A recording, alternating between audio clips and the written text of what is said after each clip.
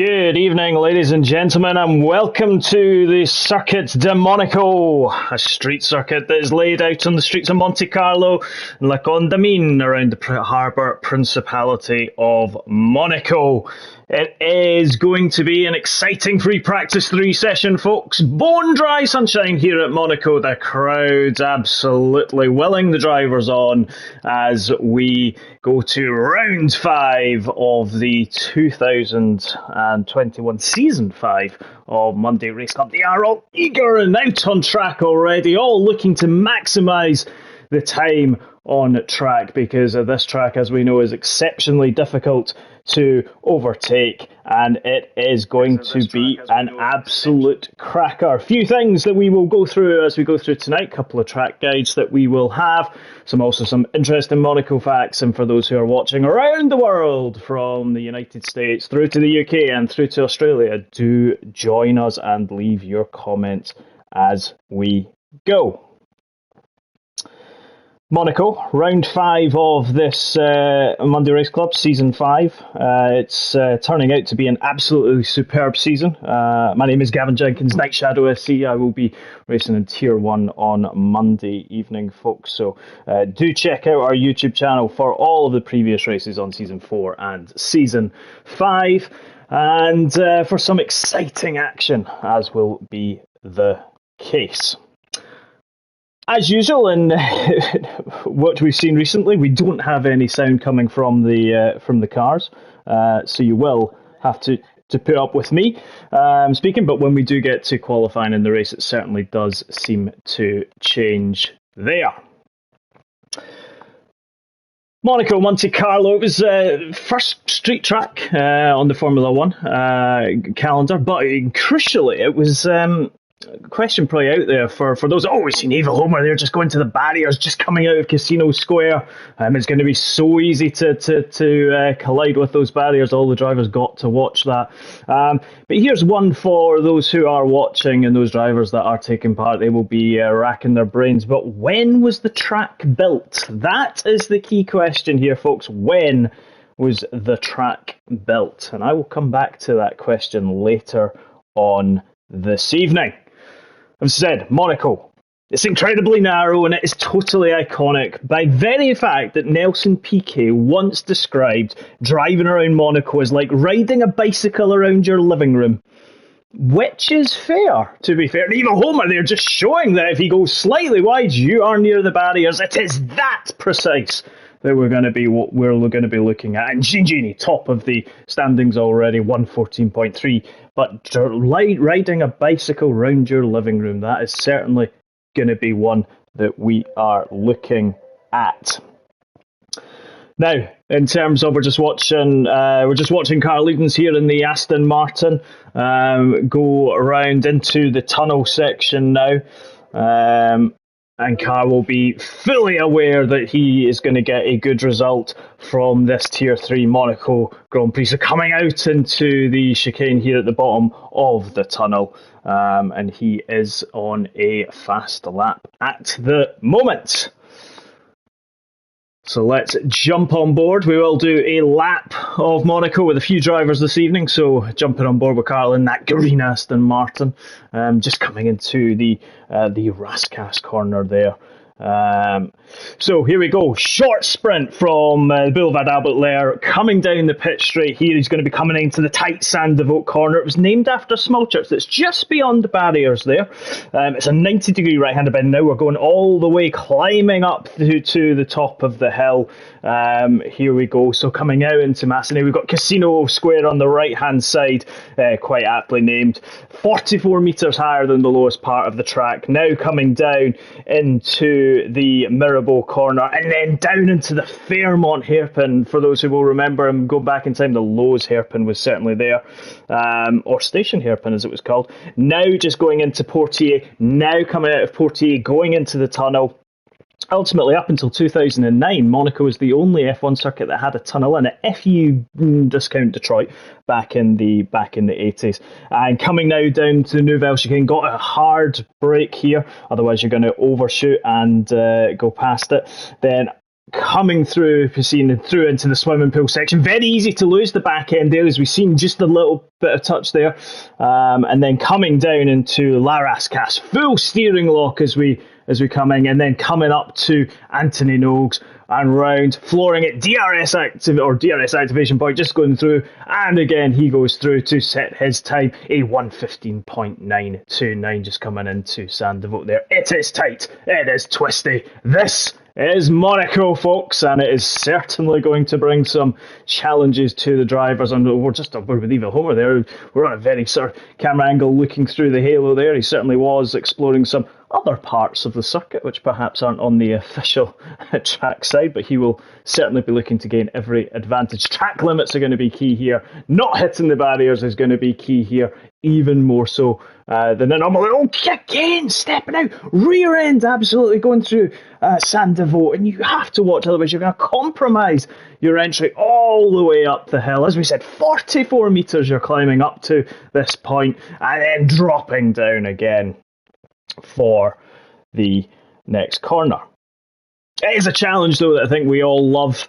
It is very much where you put your skills on the line, and it is going to reward millimetre precision, folks. This is the thing. It is very hard to overtake. We will see this in the race.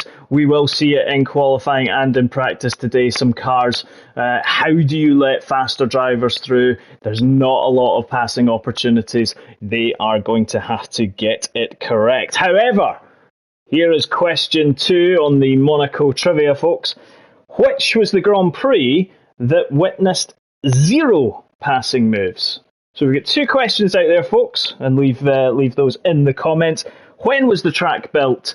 And also, where and which year was there a grand total of 0 passing moves? Lara Pell is quickest in the Alfa Romeo, Nightcatch second in the Ferrari, 112.5. Those times will certainly tumble. In terms of where we are tyre-wise, got very vast mixture here. Some of those on the hards, looking to see what that hard tyre does. The soft, potentially that those softs are going to go off relatively quickly. Certainly from looking at some of the practice sessions, the mediums seem to be the better race tyre.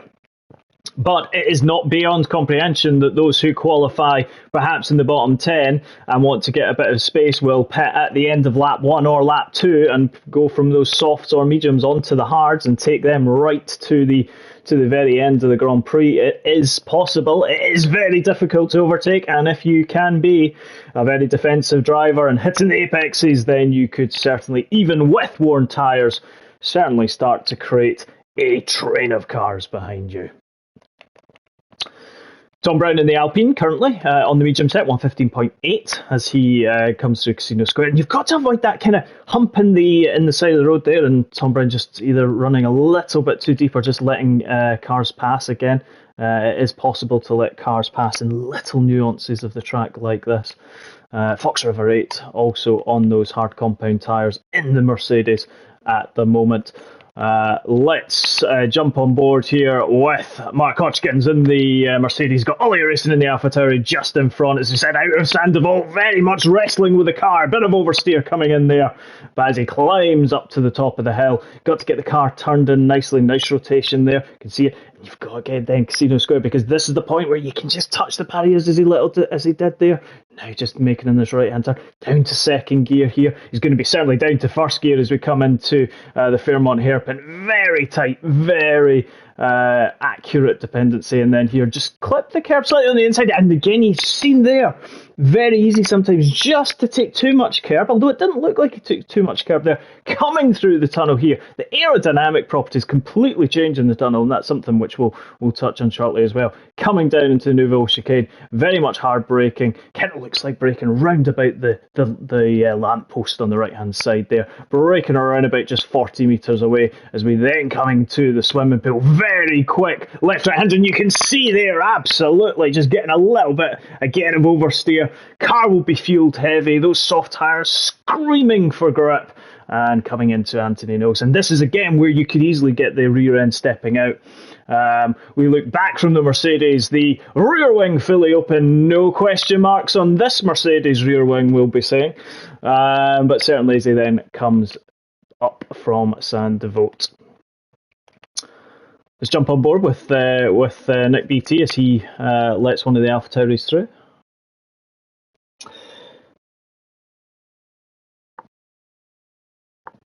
It is we were saying it's very tight, it's very technical. It is a high downforce circuit, but actually, and again, it's probably one of these ones that a lot of people will think, well, I actually need it in terms of increased corner speed, but it's not, because a lot of the corners are taken at low speeds. It negates any of the aerodynamic effect, but actually your purpose, and there's Nick BT just going round at the Nouvelle Chicane as Le Rappel goes quickest again, just another tenth of a second that he's getting. There's an AlphaTauri that's also went round there. Let's just see. Was that Ollie that just went round just after the Nouvelle Chicane? Oh, he might be there. We certainly did have someone round. Let's just put the full track map on, folks. But it is very much to actually shorten the braking downs and keep the car stable under acceleration. We've seen it, the direction of change as they go through the Nouvelle Chicane, as they go through the swimming pool. You've got to have that stability in the car. Otherwise, you're just going to go round and you are going to spin and hit the barriers. And trust us, folks, you lose a wing in on this circuit, you are going to be at the back before you know it when it comes to racing. So again, we've got some yellow flags quickly overruled there. The two McLarens filing information. Red Car Rambo currently 6th. We're watching him right now, and Alex in 13th place. So the two McLarens line astern look like an AlphaTauri there, or Williams, sorry, was just letting Alex through. So as we can see, a lot of people going for those long racing runs. Mark there just coming into the Nouvelle Chicane, those soft compound tyres. So he's certainly going for a run on the soft, see what he can maximise out of it. So far, quick as 113.6 hits the barrier there. And again, that's going to be key. It's very difficult to overtake, as we've seen. And again, and we've seen Eva Homer there again, sort of chicane, just cutting it. It's going to be crucial. The more that you do that in the race, the more those penalties and track limit penalties are absolutely going to ramp up. So it's going to be key for all drivers that even if they aren't going to make it, they try and make as much as they can. One of the McLarens there, I think Alex just at La Rascasse, very good pub, sort of cafe in La Rascasse, looked absolutely beautiful down there for that.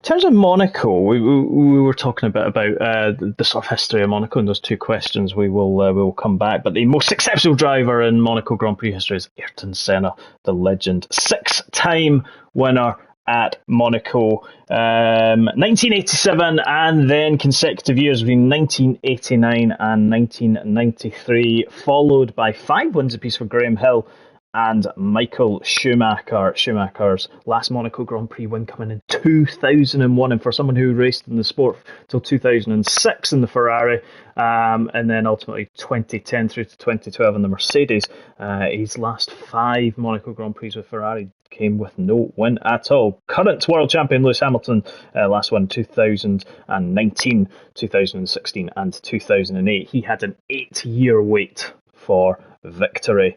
And Nico Rosberg 2013, 2014 and 2015 for that. The Monaco Grand Prix is one of what they call the triple crown of motorsport. It's one of the races along with the Indianapolis 500 and the 24 Hours of Le Mans that the drivers want to win, and certainly Fernando Alonso going for that triple crown at some point. He did try it with the Indy 500 recently, a couple of years ago, when he was with McLaren. Just watching Gini in the Alpine there. He is currently on the medium compound tyres, 1 lap old medium compound tyres. So again, we'll be looking to see what he can do. Pretty much most of the drivers out on track, bar from 5, who will be changing some of the tyres, looking to see what else they can do, looking at some setup changes. We've got a wide variety of racers from all the tiers tonight, folks, through tiers 1, 2 and 3. Obviously, for those that are new, tier 1 races at 8:45 on a Monday evening, tier 2 races at 7 p.m. GMT on a Monday evening, and tier 3 race at 7:30 19:30 GMT every Wednesday. So this time tomorrow, folks, we will be in qualifying for Tier 2 with myself and Carl Edens in the commentary box, and then we'll have Tier 1 in terms of Jacob and Andrew in the commentary box, and then Mark and Morgan in for Tier 3 on Wednesday at 7:30. Let's join on board with Grimmel. Let's see, he's on the soft compound tyres, 2 laps old now, is his soft compound tyres. And let's bring up where he is. So let's have a look at where he's kind of strong again as we come down into Casino Square. He's very much trying to keep that front end in. Looks like quite a nice front end there, just avoids that bump. Coming down into the very tight and twisty part as we see the Fairmont hairpin here. Again, very tight, no more than 28, 29 miles an hour, folks. That is how slow that corner is. Probably the slowest corner on the F1 calendar as he comes through the tunnel here. Not utilising much of the ERS there, as you can see, sort of 92% that he's still got there. 7th gear braking down to Nouvelle Chicane, 2nd gear around about 40 miles an hour. He was hitting there, nice and planted as he comes out. Let's just see, good front end again there, no sort of squirrely moments as he comes through the swimming pool. Oh, very well planted there, is good solid car setup there for Grimmel. And as he comes into Lars Raskas, remember he's following that turbulent air of Manon Williams just again stepping out, and that really upsets him as he comes through Anthony Noakes as well. Grimmel will follow, and he does a 1:13.6, so 7/10 slower than his previous best, but certainly a good lap, will be a good banker lap for him. Just seen Fanning in the Red Bull here, currently leading the championship in Tier 3 for him, so we'll keep on board. And this is his outlap on those soft compound tyres, very grippy soft compound tyres. So Nightcash 1:11.5, so really sitting out the stalls there in the Ferrari. We've got one of the Williams there that has gone round. Likely it is Evil Homer.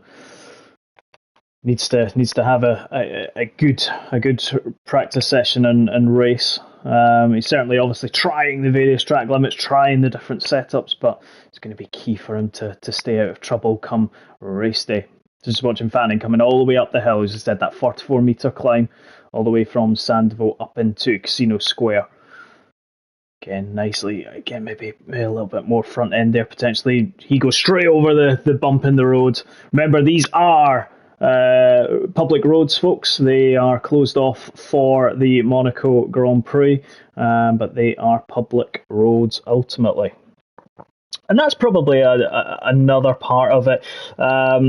It's actually the only F1 circuit without free practice sessions on a Friday. And actually, there is logic behind it, and it's not just about parties, which we tend to see practice on a Thursday and then a free day essentially on the Friday, and then qualifying and free practice 3 on a Saturday. So it's not just all about the rich and the glamorous and the powerful, folks. There is a reason behind it, but the race's date is actually chosen according to a Christian holiday, the weekend of Ascension Day, which celebrates Jesus Christ's ascension to heaven. So it's a holiday that's tied to Easter, and it does have a variable date. But actually, since Thursday was a holiday, as part of that, it was easier to block the traffic, since the circuit, as we've said, kind of takes pretty much the whole of the Principalities roads. Then on Friday, the track was free for tourists and that to walk the circuit. And apparently, some say that the Monegasque royal family also wanted to have a day of rest so they could better enjoy the Thursday night frivolities. But certainly, as we've said there are several traditional off-track festivities which take place on the Friday for sponsors and dinners and drivers, etc. As we said, Saint-Devote is turn 1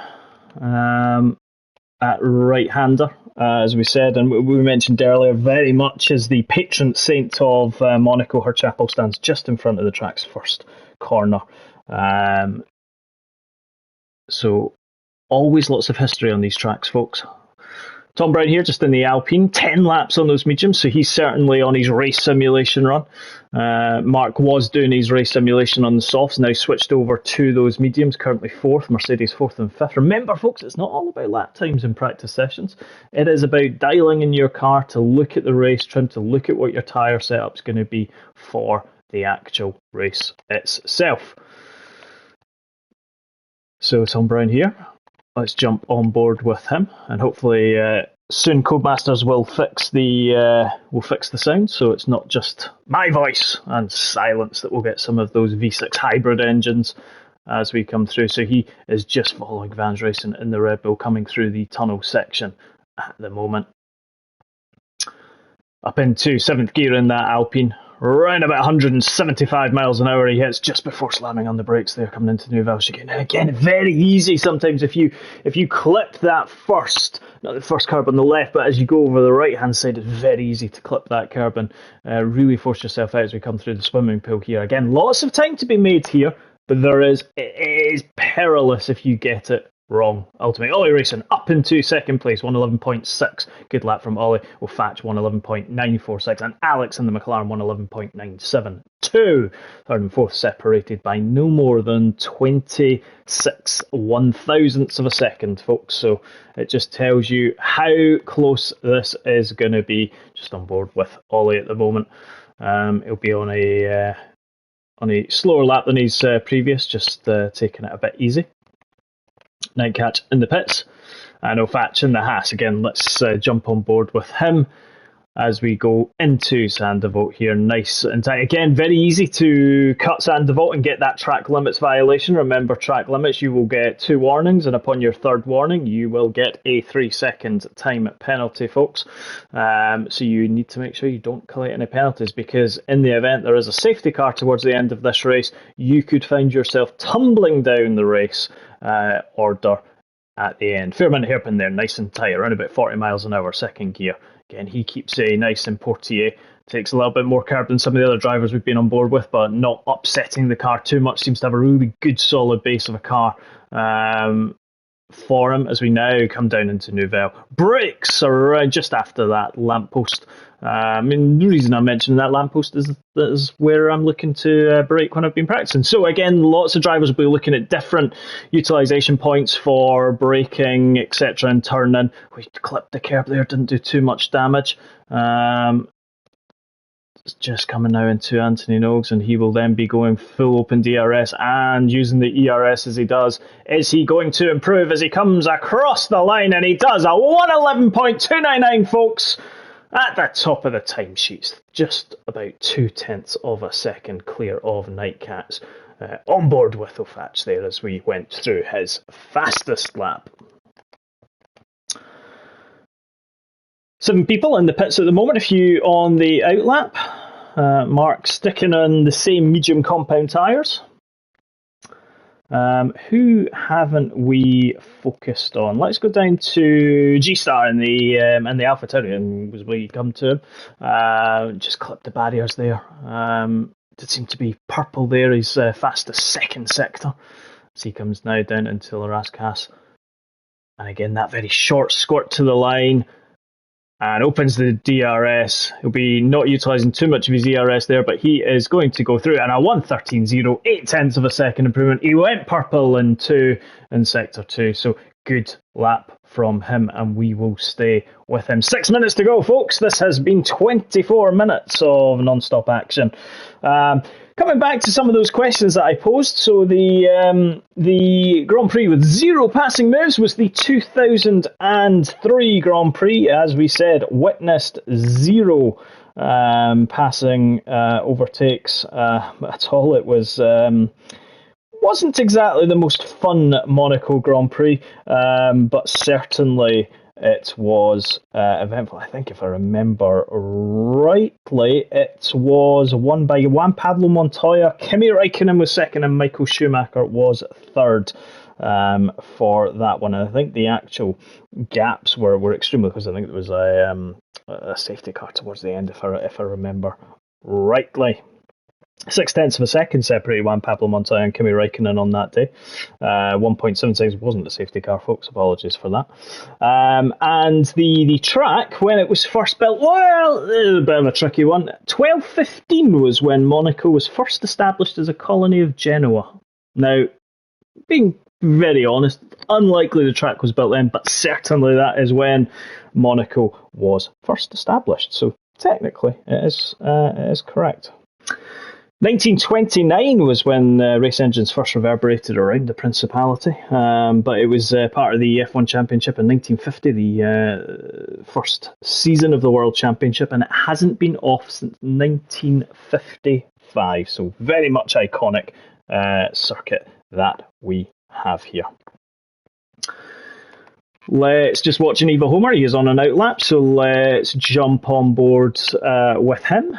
4 minutes to go in the session. Lots of drivers now switching to the soft compound tyres to do a qualifying simulation. They will have taken the fuel load out the car, folks, and they will be going for it. Here we go on board the Williams of Eva Homer, coming down the start-finish straight, as we can see here. We're going to reach around about 180 miles an hour before slamming on the brakes. Fourth gear that he takes it all the way up the hill. You really want to keep that the momentum going. If you lose the momentum up that hill, you could easily find yourself a sitting duck as you come into Massenet. And then, and he's round! And he's gone round and round, 360 degrees. Carl got out of the way there, and it was as if he just, as soon as he planted the power, folks, the car went round and round.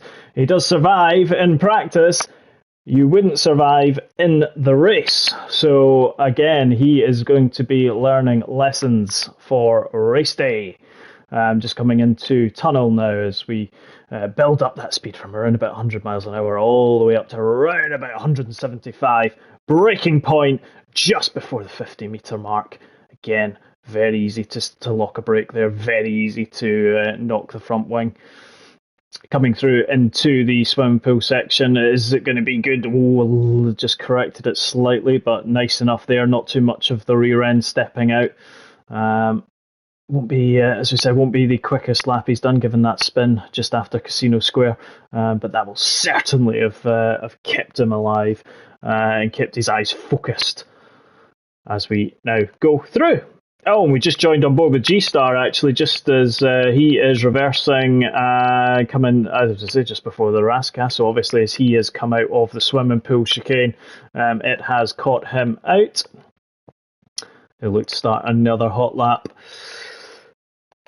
Let's just, Carl, on the first flying lap on those soft compound tyres. 10th, just about a tenth and a half up at the moment. So good first sector from Carly, a really tight and twisty roundabout, as we said, 27 miles an hour first gear.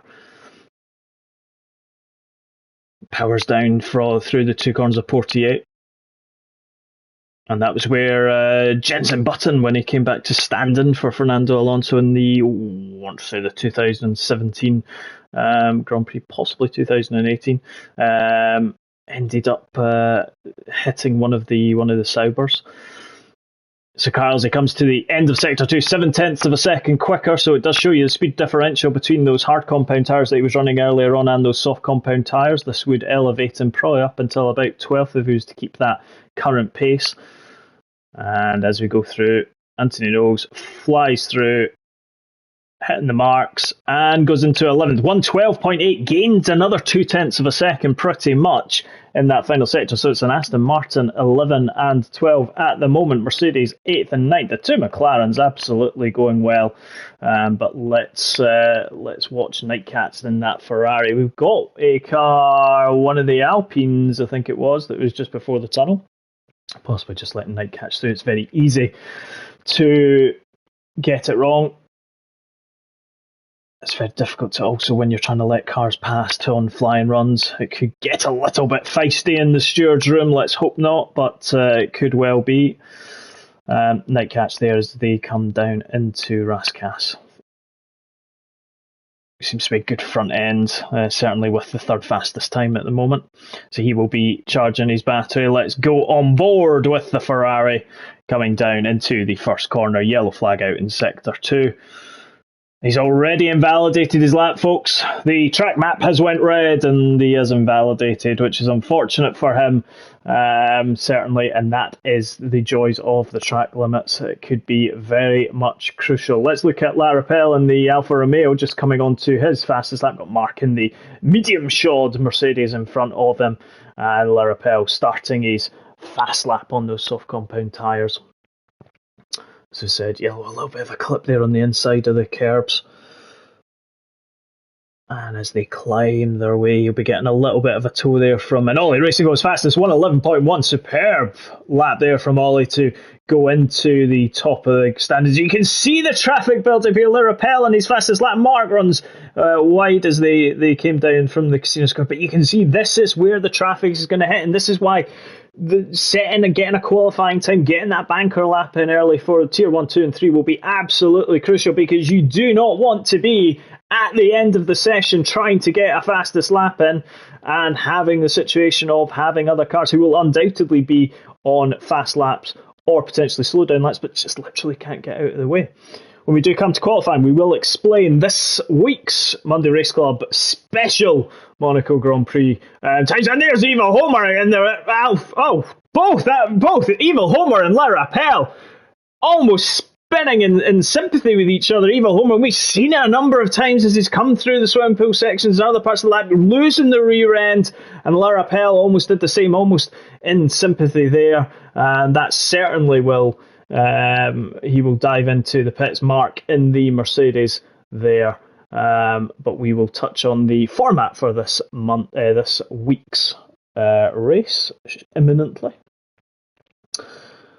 And cars coming across the line to finish there. That's like 17 laps for Tom Brown there in the Alpine. He's done a good stint there. And there is the sound, folks, of the F1 cars. No longer just listening to my dulcet tones. But we are at the end of 30 minutes of practice session here, folks, at the Monaco Grand Prix. Ollie Racing top, 1:11.1 on those soft compound tyres. Fastest lap on the medium, 1:11.2. Then we've got the soft, medium, soft split. So Alex, Nightcatch, Redcar Rambo and La Rappel round out the top 6. Nick BT and Mark on 7th and 8th. Fox River 8 and Grimmel round out the top 10 with Tom Brown, Carl, Evil Homer, Rob, then G-Star, Guy, Gibb, Fanning, Matt, Vans Racing and Man in the Williams. We now move on to the qualifying part of Free Practice 3, so 30 minutes of practice session, then followed by a short qualifying session, 18-minute qualifying session, and then a 25% race run. The format for this week, folks, Tier 1s, Tier 2 and Tier 3. Now, normally, those who watch us regularly, and if you haven't, if you're joining us for the first time, welcome, wherever you may be in the world. Do check out the YouTube channel. Do check out all the races that we've done that are there. But normally we have 18 minutes of qualifying for the actual championship races and then a 50% race. For Monaco, we are going somewhat special. We are having a full qualifying session, full 1 hour Q1, Q2 and Q3 knockout sessions that will decide the grid for the 25% 20 lap race for all Tier 1, 2 and 3. So it's certainly going to be different, folks, compared to the other races that we have. And do join us. As I said, 7 p.m. start tomorrow night UK time for Tier 2, 8:45 p.m. for Tier 1. And then on Wednesday, we have Tier 3 starting at 7:30. Qualifying starts, folks. Let's have a look. Everyone at the moment will be looking at those soft compound tyres. Will some go with the mediums just to see what they can do in the early doors? Those, remember, it's very difficult to overtake here. So they will be looking at getting grid position. That is going to be key.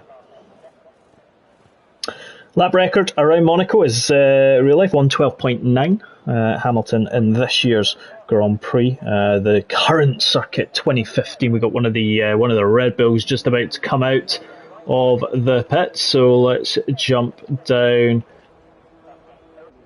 It is Vans Racing who's coming out, and there is the Aston Martin safety car, folks. The green of Aston Martin. But 2015 to present layout to back moved slightly. 3.337 kilometres, 2.074 miles round the superb Principality of Monaco. So at the moment, Vans Racing is the only one out on track. Everyone else will be dialing in their sessions, dialing their car setup, and rejoining. We do tend to sometimes in the online lobbies have some glitches where drivers have to leave a session and then rejoin to take control. As you can see, people leaving the session, they are not just leaving not to come back. They will be back, folks. Do not worry about that at all. But Van's going to be utilising this clear track. As we said, track position key here in Monaco. Very hard to overtake. Even if you are the quickest driver on track, it can be sometimes exceptionally tricky to try and overtake, just because the circuit is so tight. There is one DRS zone that goes all the way down the pit straight, 510 metres, but you have to be able to stay close and run close, and it is exceptionally difficult in Monaco to be able to do that. And it is nigh on impossible to, yes, you can make lunges, but it would not be well advised. So let's jump on board with Vans Racing as he comes through for his first qualifying lap on those soft compound tyres in the Red Bull.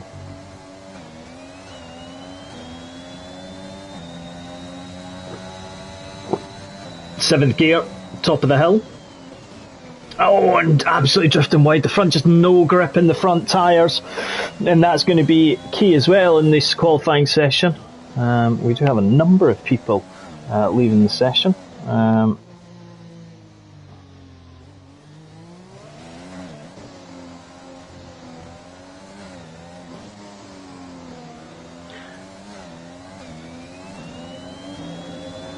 Just bear with us, folks. We know that the online lobby sometimes can play tricks. We do see a number of drivers leaving, so we'll just keep an eye on the Discord channel just in case.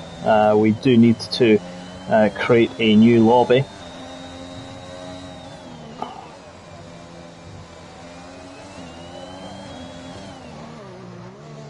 I think we are getting a new lobby, folks. So we will pause just now for the qualifying session here at Monaco. We will be back very quickly.